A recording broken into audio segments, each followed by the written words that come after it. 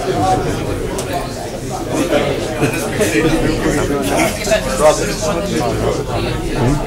we met yesterday. Well, ladies and gentlemen, if I could have your attention, we welcome Bishop Anthony, who's very kindly come to talk to us on the subject of St. Dominic's legacy, Dominican ideals of government. Is that the correct title? Something like that. And I heard Bishop Anthony give this talk, or an earlier version of it, a few years ago, at the Dominican Education weekend, organised by the Dominican Education Council, and happy to say it was extremely good, and I'm sure it's even better now with 2 more years of maturation and development of thought and so forth. I've fermented even. Yes. So we're very grateful, and we welcome members of the Dominican Laity who have come along to join us for this talk, and we're very pleased to have you with us at our assembly for Bishop Anthony's talk. So I'll say no more and hand over to Bishop.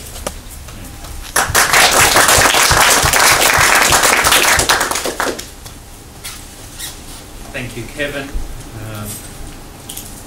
and the outgoing council, and all of you gathered for the assembly, and the laity too. It's a delight for me to be with you. It's been a strange experience since becoming a bishop, that you lose voice in the order, and you come, if at all, to such things as a guest. That's an odd thing. I recently had another Dominican bishop, Archbishop Brugues, staying with me for a week in Parramatta, and he was till recently the Secretary of the Congregation for Catholic Education, is now the Vatican librarian and archivist. And he remarked to me that he thought I was still very much a son of the order and of this province. That's your doing as much as mine. Today I want to offer some thoughts on Dominican democracy, as you are about to exercise that unique form of government that is a provincial chapter, and before that informing the provincialists in provincial assembly. I can honestly say that I've only ever consciously aspired to one ecclesiastical office, and that was to be a capitular at a general chapter of the order. I never was. Though I was sometimes a bit cynical about the product of our chapters, what if anything actually changes as a result of all the words. I thought it would be a very special thing to be part of the order governing itself in that unique way that is a general chapter. For those who will be part of the provincial variant of the same, my blessings and prayers for the days ahead. We are plumb in the middle of a novena of years proclaimed by Master Carlos to celebrate 8 centuries of Dominican life. Someone recently said to me, you know, I find it extraordinary that the Dominicans, after 800 years and spreading all over the world, still haven't split into several orders. Reformed and unreformed, regular and discalced, conventual or whatever, but are still one order. That must have something to do with how your order is run. I thought. But how is our order run? Does anyone really know? I'm sure the masters of the order, provincials and local superiors, let alone the average friar or sister or lay Dominican, would have some interesting answers to that question, how the order is run. Mine is that it runs precisely because of the democratic or communitarian legacy inherited from our founder. And I want to offer you 10 thoughts on that, 10 beads as it were. So if you want to just mumble your rosary to yourself, I'll indicate to you when to move to the next bead. So, the first Ave, Lessons from Classical Democracy. Dominicans sometimes make rather bloated claims, and one I've heard is that we invented, or at least inspired, Westminster and Washington democracy, with our universal suffrage amongst the solemnly professed, superiors elected for a term rather than for life, secret ballots, and parliaments at a local, provincial and universal level. In fact, of course, democracy did not originate with Holy Father Dominic, nor is it even a specifically Christian invention. For the Western foundations of democracy, we look to Athens in the classical period, 450 years before the birth of Christ. The leader, Pericles, delivered a speech at the funeral of the men who died in the war against Sparta. He said he wanted to reflect upon our constitution and the way of life which has made us great. There he set out some of the principles of democracy that are instantly recognisable to us as essentials, and here are 5 of them, quoting from Pericles. 1, our constitution is called a democracy because power is in the hands not of a minority but of the whole people. 2, we Athenians submit policy matters to proper discussion. For the worst thing is to rush into action before the consequences have been properly debated. 3, we give our obedience to those whom we put in positions of authority. 4th point he makes, just as our political life is free and open, so is our day-to-day life in our relations with each other. And finally, this is not all he has to say about democracy, but I've just taken 5 points for you. He says, we don't say a man who takes no interest in politics is minding his own business. We say that he has no business being in this community at all. A man who takes no interest in politics and the governance of our community has no business being in our community at all. Second bead, application to our order. St. Thomas Aquinas wrote a great deal about democracy. As a second-generation Dominican, he could not have avoided being influenced by the form of government in his own order. Though Dominic and Thomas lived in a highly structured feudal society in which their own families were very much part of the establishment, it was also a time of emerging city-states, when middle classes, urban middle classes and religious movements with newfangled ideas about governance cut across hierarchy and stability. As William Hinnebusch observed, this was a time of experimentation, with the introduction of representative procedures into state and municipal governments, and the proliferation of voluntary and local associations, guilds, charitable organisations, confraternities, and universities. All of them employed elective and representative methods of government. So when you look at Dominican democracy, you have to appreciate that was happening all around us at that time. It wasn't just us when we want to claim that we're the ones that invented it, at least second time round in the Middle Ages. Generally speaking, however, the Church didn't go in for such devolved governance. In his history, Pierre Mandenet highlighted the novelty of Holy Father Dominic's system of governance. Whereas medieval monks and canons were governed by prelates who assumed all authority and exercised it in perpetuity without control, and subjects never participated in its exercise.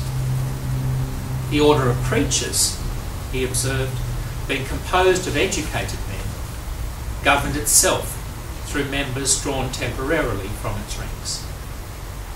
Each friar was legally emancipated, and each individual possessed the plenitude of his rights. In the social structure of his order, the preacher was always an elector. So St. Thomas was immersed in a communitarian and layered polity in his order, and to some extent in the surrounding society, at once authoritarian and yet increasingly liberal. Put that in inverted commas. He was also immersed in the writings of the ancients, and he inherited from them the idea that human beings are zoon politikon, social, political animals, with a natural inclination to relationships, including political ones. Man is by nature a political and social animal.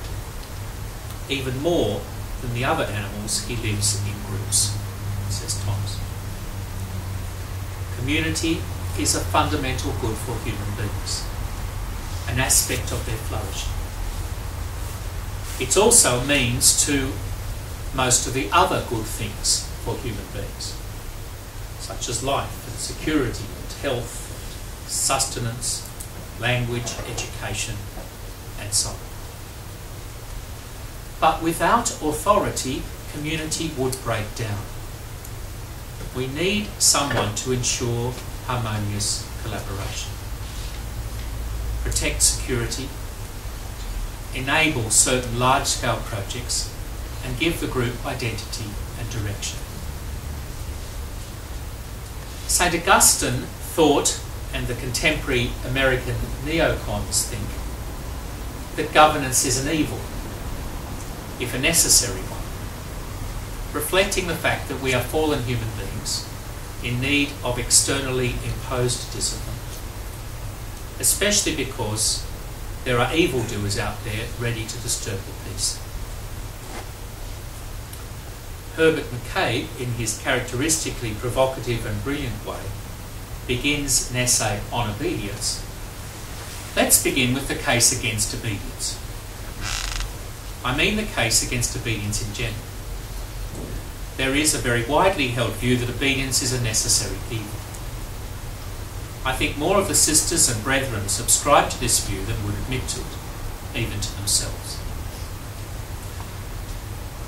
Father Herbert goes on, of course, to argue the case for obedience, the Dominican version of it, in company with his mentor St. Thomas Aquinas, who thought governance was a positive good, required even were there no evildoers, but simply because there are people of different temperaments, projects and abilities who therefore need to be coordinated.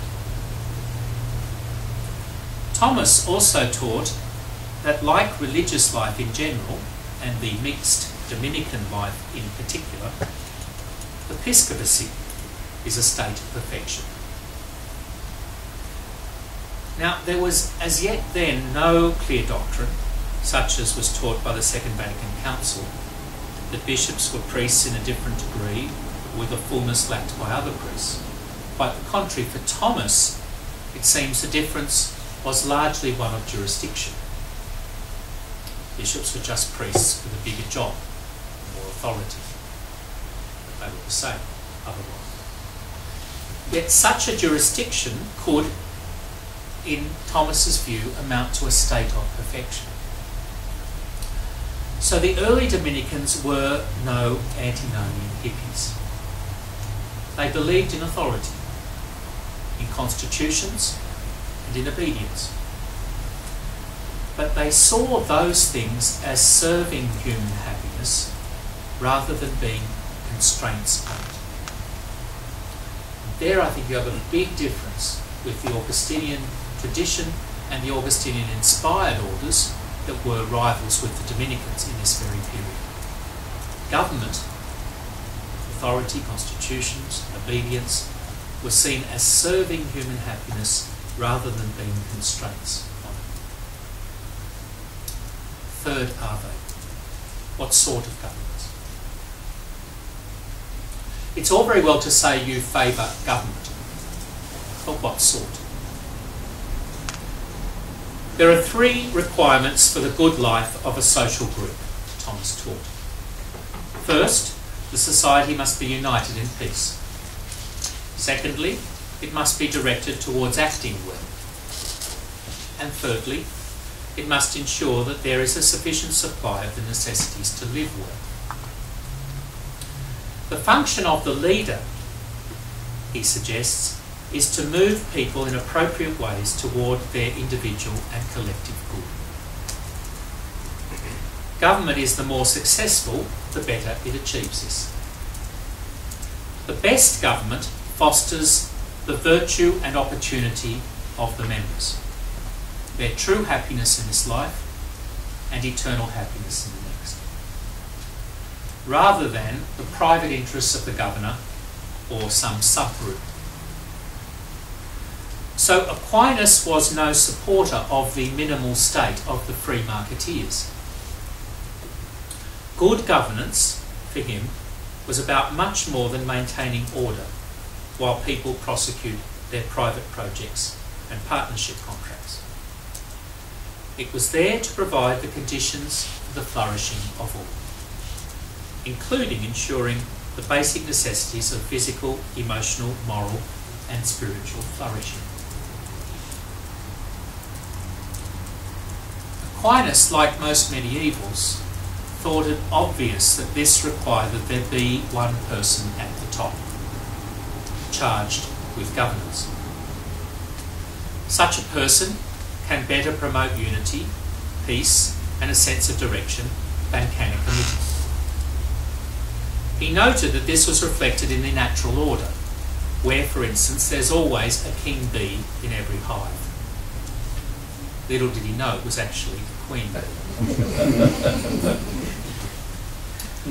While there have been many modern experiments in shared or rotating or dialogical or consensus or non-identified leadership, which often means government by an unappointed bully, Aquinas would doubt the usefulness of any form of governance where who is the leader or what are his or her decisions was not transparent to all, or which involved process rather than decision.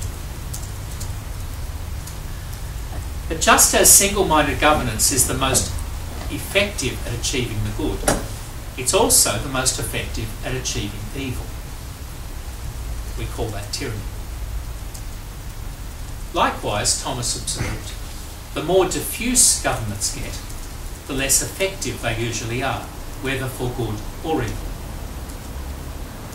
Those who think governance by weak human beings is likely to go wrong will focus on the perils of dictatorship and seek to diffuse power as broadly as possible.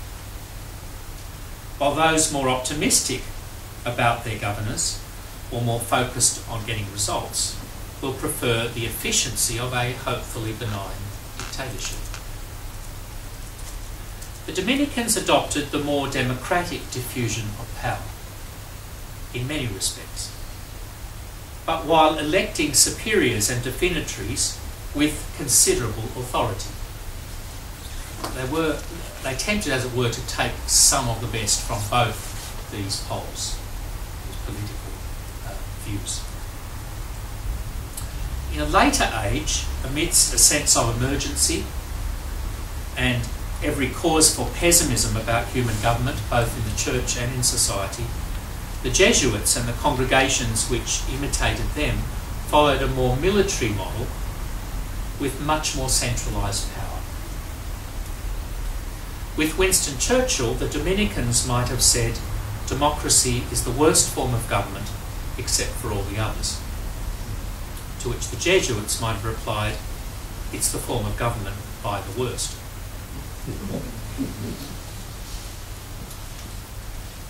Fourth bead. Are we Whigs? So were those Dominicans who shaped what eventually became our fairly settled form of government Whigs? Aquinas favoured a constitutional government, with the leader's power limited by divine and natural law, but also by advisors, councils, constitutions, and other checks and balances. This led Lord Acton famously to declare Aquinas and the Dominicans the first Whigs, or Liberals, which is true as far as it goes.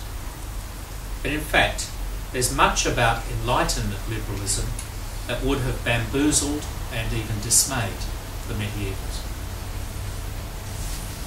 Governance for the early Dominicans was never about following fashions or the latest opinion polls, but rather seeking to follow Christ the Lord and freeing and directing the members to embrace that apostolic mission. They vowed to obey in imitation of Christ, who always obeyed the Father for the life of the world. Their form of governance was ecclesial to its very core, always in obedience to and at the service of the church. The only vow they took, in fact, was a vow of obedience, for in that vow to obey Christ and his Blessed Mother, his gospel and his church, as well as Holy Father Dominic and his successors and their rule, all else was thought to be captured. As vowed religious, they served the common good by obeying their superiors. Their superiors, in turn, served the common good by their exercise of authority, guarding the religious and apostolic life of the community. Without connection to the church, to its ordinaries, whether bishops or provincials, masters of the order, their leaders would lose their identity and mission, and thus their authority, and their preaching would be fruitless.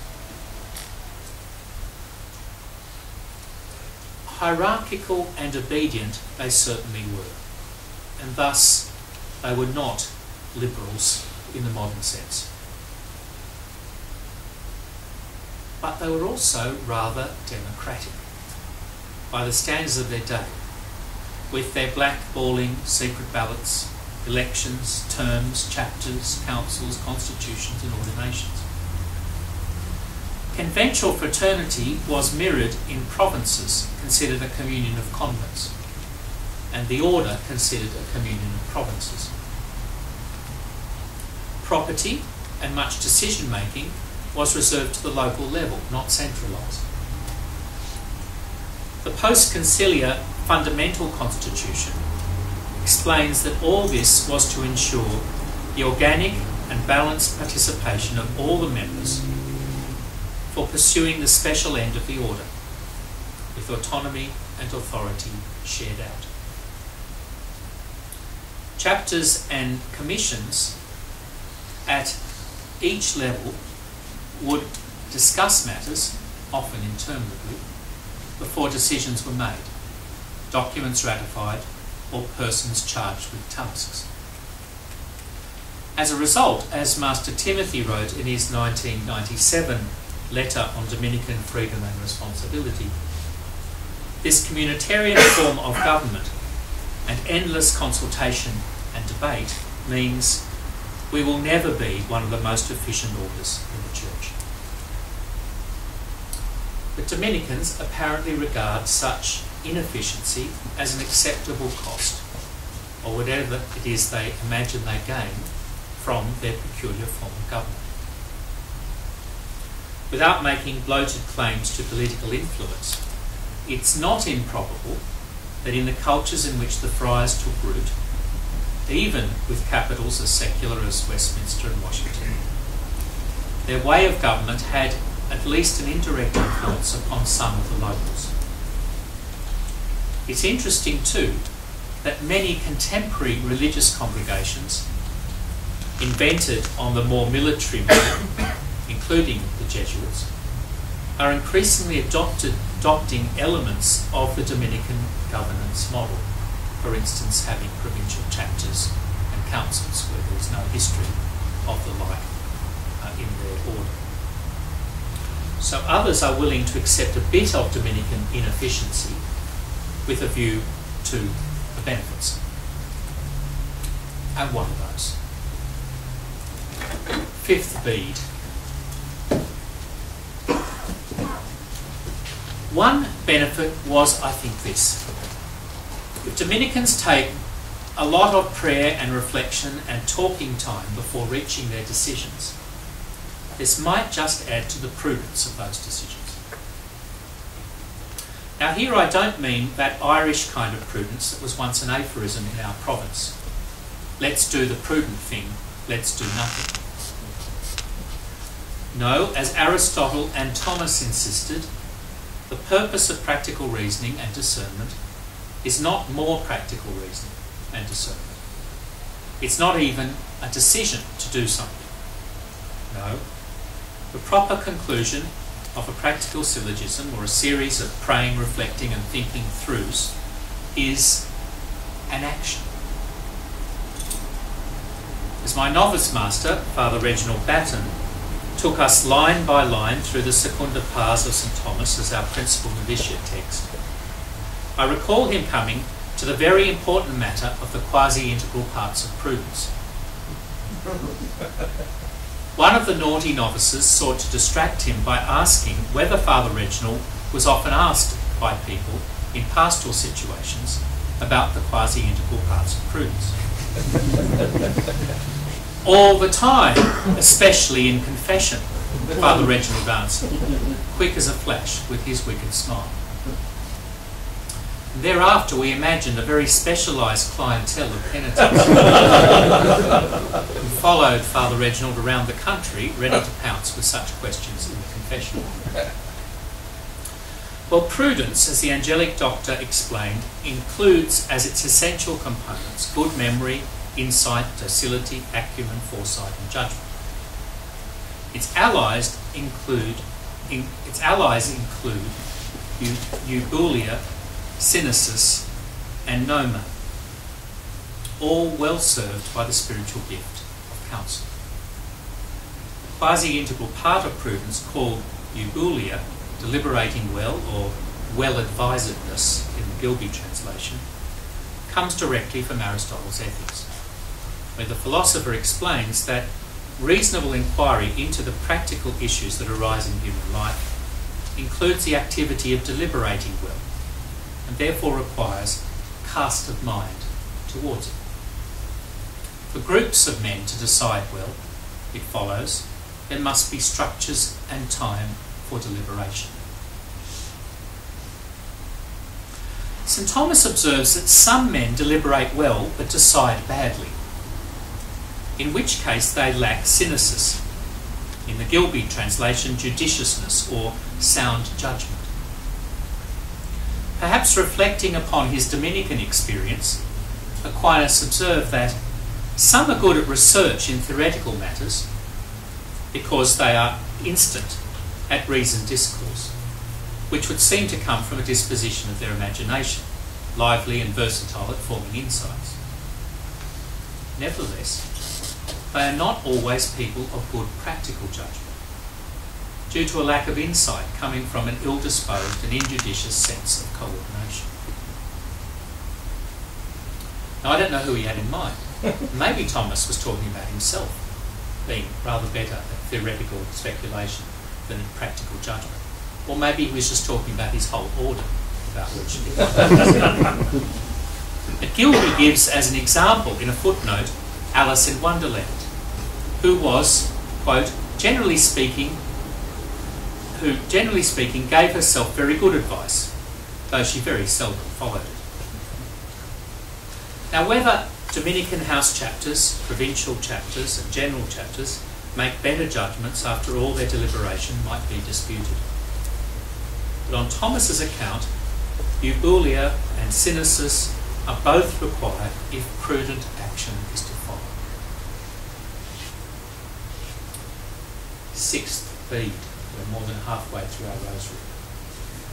Exceptional decisions. It's commonly said that by far the most dramatic change that Holy Father Dominic introduced to the traditional framework of religious life was the law of dispensation. Paul Murray observes, with this striking and unexpected innovation, proof was given by Dominic that he was determined to adapt, wherever necessary, the traditional monastic observances to the demands of preaching. In the light of this new law, those friars who needed time to study, for example, in order to preach the word, could be dispensed even from important community functions. So the reference to dispensation in the prologue to the early constitutions, though brief and seemingly innocuous, marks in fact a quite extraordinary change. The text reads, "The superior is to have the right to dispense the brethren in his own community whenever it seems useful to him, particularly in things which seem likely to restrict study or preaching or the good of souls."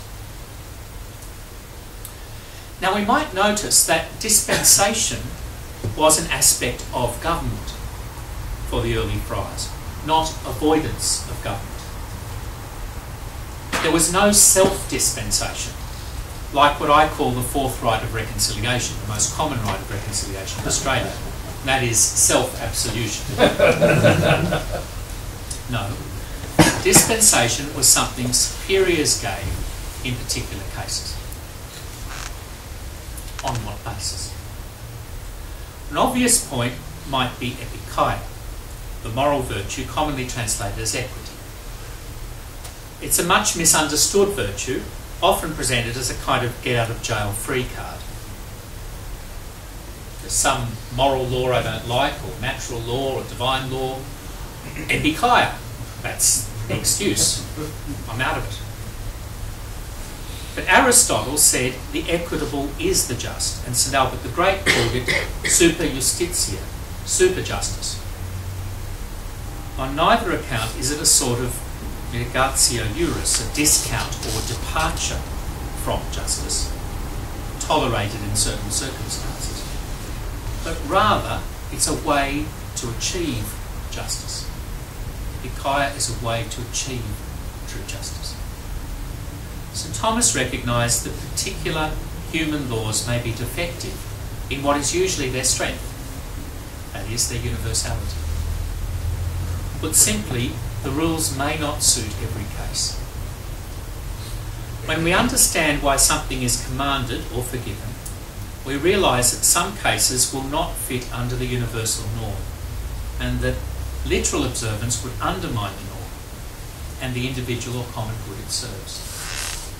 So justice on the Thomist account requires the application of epikeia, a kind of higher rule for human actions, by the one who must interpret or apply the law, in the case of religious life, the superior. Enter nome, a word that looks like garden gnome, and is translated by Gilby as sharp-sightedness, or flair for the exceptional, or the wit to deal with exceptional cases. The third, quasi-integral part of prudence, much beloved by Reggie's penitents. This virtue, nome, helps us apply ulterior principia, higher principles. You might say the order did just that in the immediate post-conciliar general chapters, returning to the sources or the first principles or the higher authorities about the meaning and purpose and mission of the order in dealing with the unusual circumstance that was the new situation the order confronted by 1968 or 72. In due course, it substantially reshaped its very constitution. Seventh bead, more ownership. In the modern world, at least, command is not enough for most people. They want to know why and wherefore, and mostly they want to be consulted and even be part of the decision-making process that leads to the command.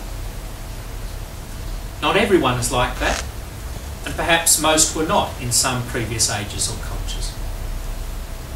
Many people find being told what to do quite comfortable, much of the time, and would not dream of being asked what they thought. The Dominican experience suggests that men are more likely to take ownership of a decision, even one that goes against their grain, their preferences, their well-considered arguments, if they had a chance to put their point of view. So Dominican government has always been consultative at many different levels. And that meant that when more consultative forms of government became commonplace in church and society from the 1960s, it did not present the order with a shocking change in its modus operandi, with the devastating side effects such change had in many other places. Master Vincent de Canongu observed that this was partly because the Dominican form of democracy is not about the imposition of majority rule, any more than it's about the imposition of the superior's will in absolute monarchy or dictatorship. Rather, the goal is, as far as possible, unanimous rule.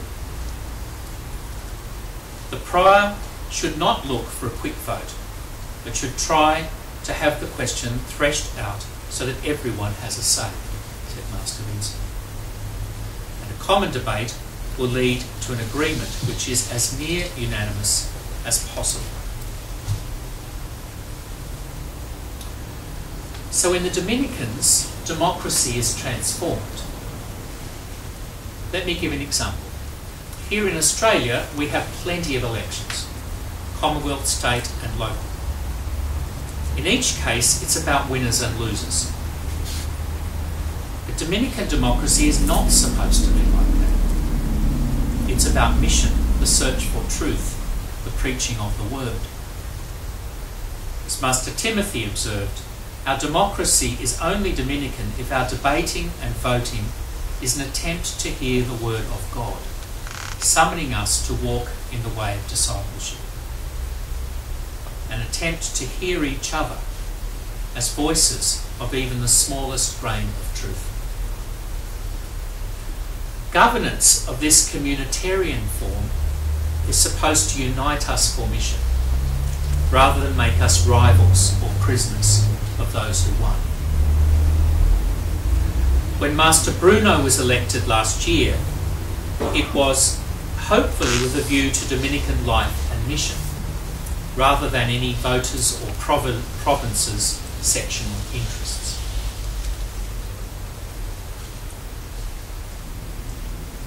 Point 8, better preaching. Every so often we recall that our communities used to be known not as convents or priories, but as the preaching in Camberwell or wherever. How often they are actually called this isn't clear to me, and I doubt that the name ever caught on here in Australia. But the idea was that our communities are supposed to be a lived preaching of the gospel. They're supposed to tell people something important in their very style of life, even without a written commentary or long homiletic explanation. We could probably identify various aspects of Dominican conventual life that have or should have that effect. Our living, praying, worshipping, reflecting, studying, and eating together in relative harmony. Our style of governance should also be a preaching, a wordless homiletic.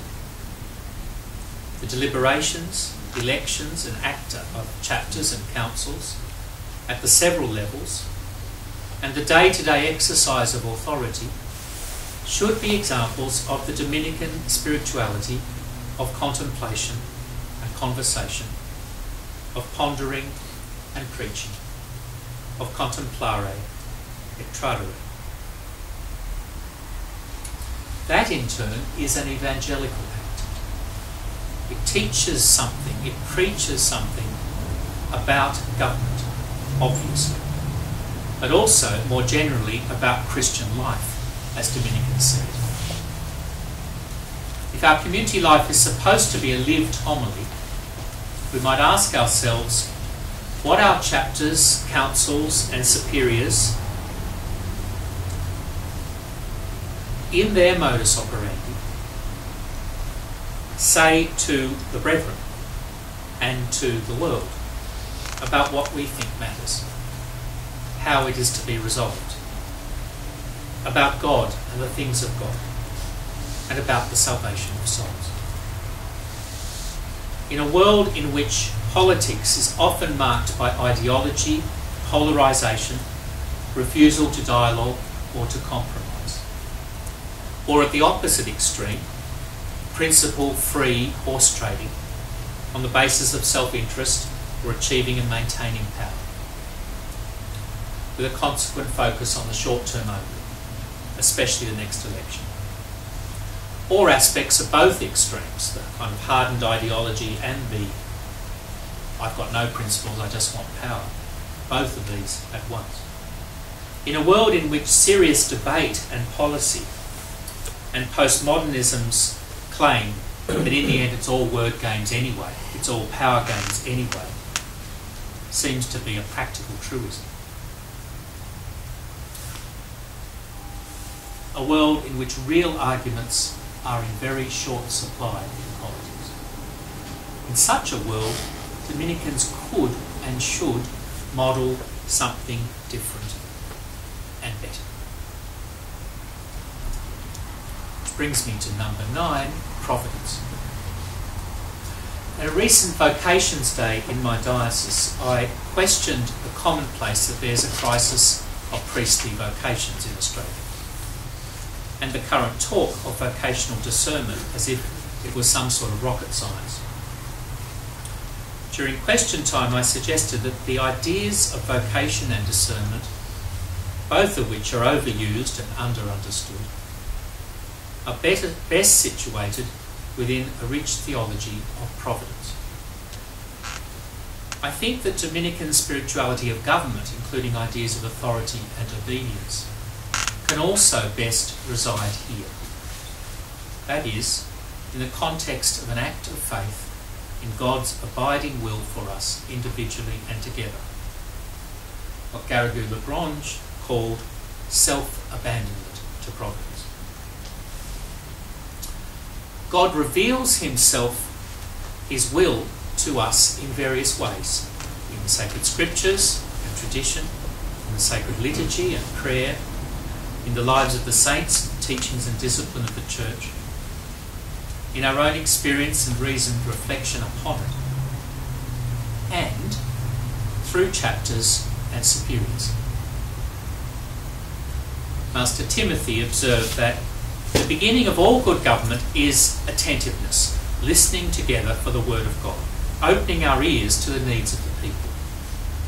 In a 13th century Dominican blessing, the brethren prayed for the Holy Spirit to enlighten us and give us eyes to see with, ears to hear with, hands to do God's work with, a mouth with which to preach the word of salvation, and an angel of peace to watch over us and lead us at last by our Lord's gift to the kingdom. And so when Dominicans gather in council or chapter, they pray for the Holy Spirit, for his gentle calming breeze and his fiery passion, his gifts and fruits, his providential guidance. Holy Father Dominic had great confidence in the brethren's ability to discern God's will. Overconfidence, we might think. That's why we regard election in the order as mostly a matter of obedience. Once elected, you have heard God's call to you. There may be space for cassation, and the elected one might be part of that discussion. But that too is simply part of the election process. What it's not for us to do is to accept or decline on the basis of our personal preference, or alternative ambitions, or horse trading, or whatever. The same is to be said of that kind of election, which is election by a provincial, that is council, that we call an assignation. Why we take such decisions seriously as commands under holy obedience is not simply that our system won't work unless electors feel free to elect whom they think best, but also because we believe that through superiors and chapters, God speaks, however imperfectly, to us. Number 10. Why, apart from vicious ambition or naive obedience, would anyone accept a governance role? As a provincial, a prior, a a capitular, a house or provincial councillor, or whatever. Aquinas suggested that governance was a noble activity that should appeal to, or at least be accepted by, persons with certain gifts. Those in governance, he observes, are performing an eminently reasonable service, for all the reasons I've set out above. If they govern well, they will achieve an excellence of character, will win the love and respect of those they lead, and be remembered gloriously on earth. And, as any true vocation, it will be their right route to heaven, whether or not they were appreciated on earth. Often that not appreciated. The bad leader, on the other hand, attains the mundane honours of a fickle public, the perishable reward of passing pleasures, all with many anxieties in this life and much worse tortures in the next. Medieval religious art, such as that of Fra Angelico, always included several crowned heads, mitred heads, and tonsured heads, as well as several religiously habited bodies amongst the heavenly host, but also in the cauldrons of hell. My conclusion. So the Dominicans did not invent democratic governance, but they did and do offer a particular shape and, dare I say, spirituality for democracy. Hineybush observed that the order's government from as early as 1221 embodied the principles of collegiality, subsidiarity, representation and accountability, as well as a willingness to harness the wisdom, experience and ideas of a wide spectrum of friars in providing for the good of the province, order and church. In 1963, a song written by a Belgian Dominican sister, Jean Deckers, was doing the rounds. A movie about her sad story appeared about 2 years ago.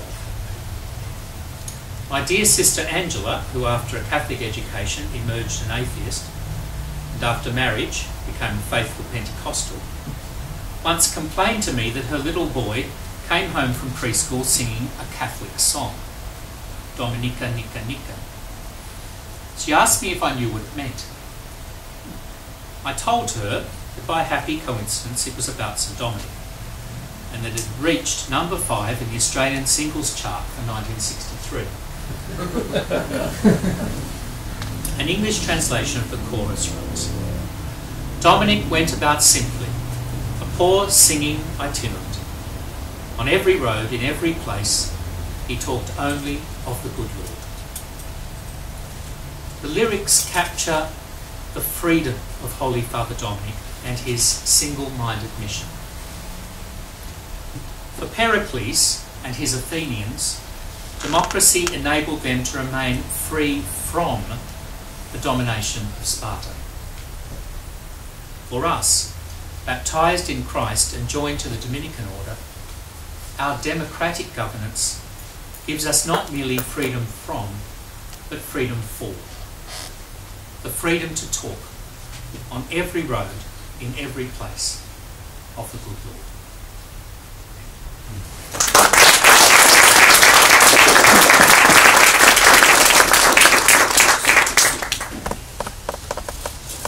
Thanks very much, Bishop Anthony. And you'll be prepared to take some questions? So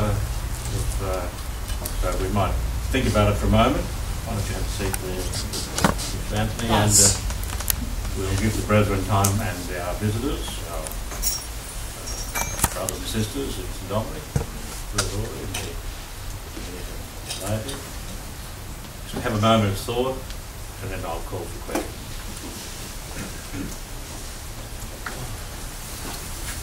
And you can talk about it briefly amongst yourselves.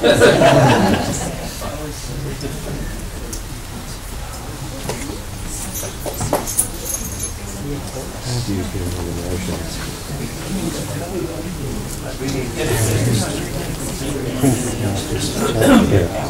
we're all involved.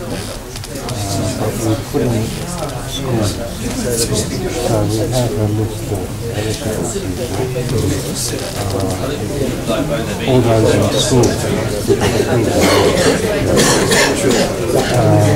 That is if you have got what is called active experience. Let you talk yourselves out to one another and one another, because we'll now invite questions at Bishop Anthony.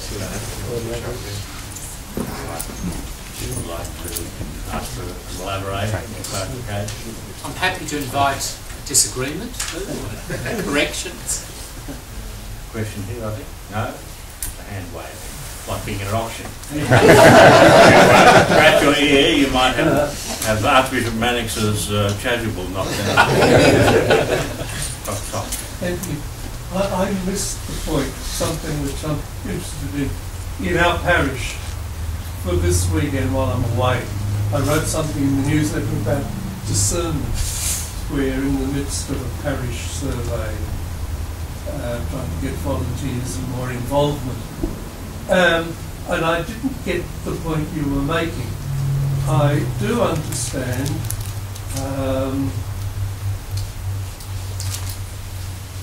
discernment, it was a key point in that we're trying to, in very oversimplified, to get away from the, you know, you come to Mass on Sunday because you have to, or because you think it's good for you, or because the kids, you're giving them a very good example. You get what you need and go home. Instead of, you know, I come to give as well as to get. And discernment of gifts, reasons to get involved, because I've got this gift and it's meant to be shared. And the parish is the setting in which I can most readily share my gifts. That was the thinking. Now, you were saying that discernment is often misunderstood, and I missed that. I think the context I was referring to was that on Thomas's account, a process of practical reasoning and discernment is supposed to conclude in an action. You don't enter the order of perpetual discernment. For instance, young men today and young women, there's a great risk that they're 60 and they're still trying to work out what to do with their life, and it's over, or largely. There's a sense in which there's a vocation every minute to your 100 or whatever.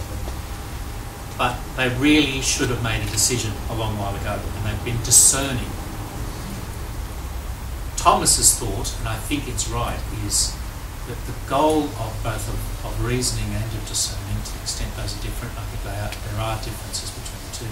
The goal of both is ultimately to make a decision, the right decision, about what's to be done, and do it, not just discern for the sake of discerning, more discerning and more discerning. And I think that applies not just in working out your vocation, but for a community working out its projects, province working out its activities for the next so many years. That there's a risk that we think just that the endless thinking about it, praying about it, and talking about it. The purpose of that is to have more thinking about it, praying about it, and talking about it. But actually, the purpose is ultimately to go and do something. In our case, to find the way to preach, to save souls in our day and age. And I think I'd say the same about people discerning their gifts in parishes, that we help them in different ways, and we hope they help themselves in different ways to work out what it is that they are able to and called to do, and then do it, not just keep talking about it, thinking about it. So that's what I was thinking. Thank you. Father Anthony, I disagree a little, because I'm studying community development and social services, and firstly, like years ago when I first came into the order, I thought, and many times thought, what am I doing here? And I've often asked God that, what am I doing here? And then I've gone to Dandenong and studying this course, have for 4 years. So my point is, I realised that the church for me is about structure, because I had no structure in my youth. and my childhood. And the course in Dandenong is helping me to like I've fully understood your lecture because I've been taught that at Chisholm. So, except Dave got out, unfortunately. So, I think here I am 53, and I'm only just starting. I mean, I've been a mother for years, I've been a wife for years, and that sort of was my desire when I was young. But I know I can see now that all the way along I've actually always had this capacity to look after other people. But now I understand that capacity. So I don't think discernment is something you know when you're young. Yeah. I'm sorry if I gave the impression that it's something you do once and then it's done. And you just get on with the doing thereafter. Clearly, we have to at many times in our life re-examine where we're going and whether we're doing the best with that which is ourselves, our opportunities, gifts. And a province has to do that. It does that systematically every so many years. That's why we have a chapter. The house has to do that. And again, that's part of the Dominican thing, that you re-examine periodically what you're up to and where you should go next. But then you decide and you do it for a time. Now, again, you'll come back to the question. And so it's not a case of saying, well, I'm going to be a mother for a day and then I'll think, well, do I still want to be a mother? No, I'm going to have to see that through. But does that mean it's the only decision I'll ever have to make, the only thinking through I'll have to do? No. There'll be lots of other things in the years ahead at each point. And even within that first one, how do I be the best kind of mother I can be? How do I deal with this crisis in the family or this challenge or this particular kid? So there'll still be lots of discerning and lots of thinking through along the way. Yep. But each time with a view to at some point saying, okay, now that's enough thinking and discerning. I've got to actually get this kid into a school. I can't wait for 10 years working out what the right school is, because then that's too late. Yep. So the process does continue for sure, but it's with review to new questions. Anthony, may I add a comment on that? I remember among many things that Professor O'Brien taught us years ago, and one of his statements that rings true with me is perfection is the enemy of the good. And if therefore we get ourselves in a tiz about not being able to do it perfectly, we can end up not doing anything, and a whole lot of good things don't get done. Absolutely true. How many young men are there won't put the toe in the water or take the plunge about priests because they don't think they are good enough? Who's good enough to be the priest of Jesus Christ? Who's good enough to be a successor of Dominic or part of his troupe of singing itinerants? Of course you're not. Of course you're not. But you trust that if that's God's will for you, He'll give you what you need. And as you say, better to do it imperfectly than do nothing for God. And everyone else to have the same. So no one's doing anything for God because no one thinks it's good. But isn't it the same kind of... There's something similar to that and the reluctance to marry. And I doubt if it's always because I'm not good enough, but it's just the commitment. It's also she's not good enough, he's not good enough. A number of young Catholic women I've met who I think they're the kind of man they think they want. I don't know where they get from.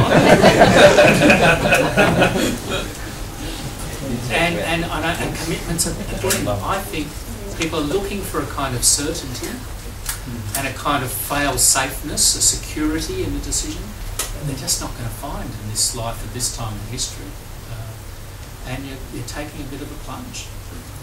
And you hope you get it right, you give it your best shot. And you rely on grace again and again.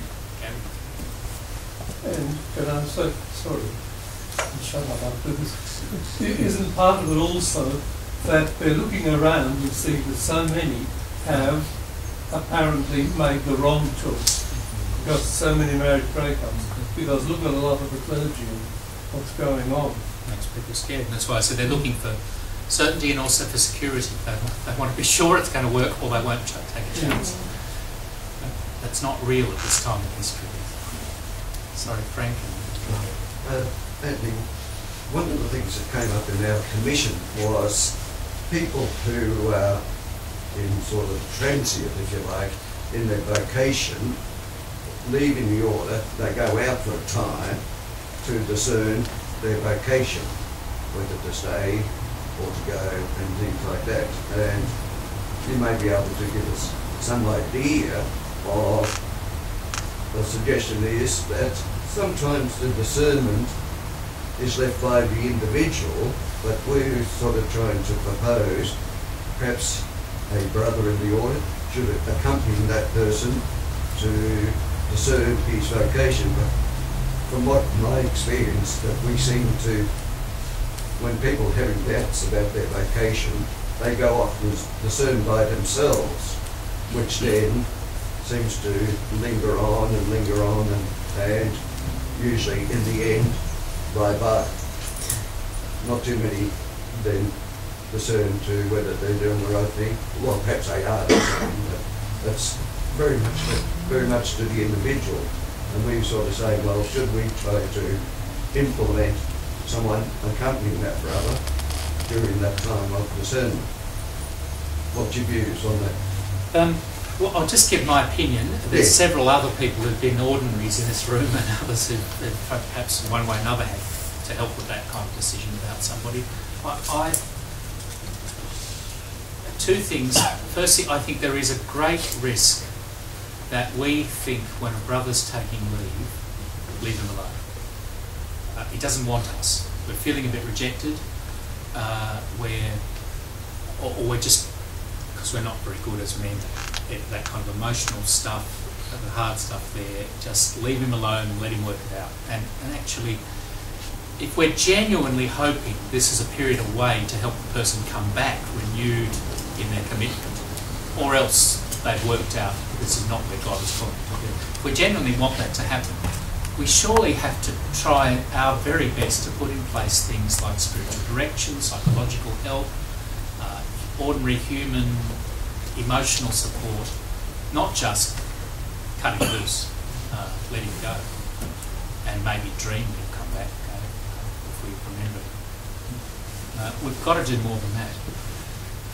I said I had two thoughts. My second thought is you can lead a horse to water. Sometimes guys that are taking their time away, that's exactly what they don't want. They don't want you around them or the structures you want to offer. But I think we should try. We should say, if you're serious about this, we want spiritual direction, we want psychological help if that's an issue, we want this and that, and we're going to try and structure this in somehow. We're going to appoint a brother who'll meet you every 2 weeks or whatever. Now they might say no, but at least we'll try. I was going to make a point about discernment and the right times. When we got married in 1960, the big thing was ban the bomb, and the Cold War was at its height, and communism was going to take over the world, and what a stupid time to have children. They're not going to survive into the nuclear warfare. But I think it's ever been thus. I think Dominic had the same problems. Massive changes must have been going on. Everybody leaving the country, going into the towns, etc. The great financial crisis. There is never the right time. So we always have to discern despite the times.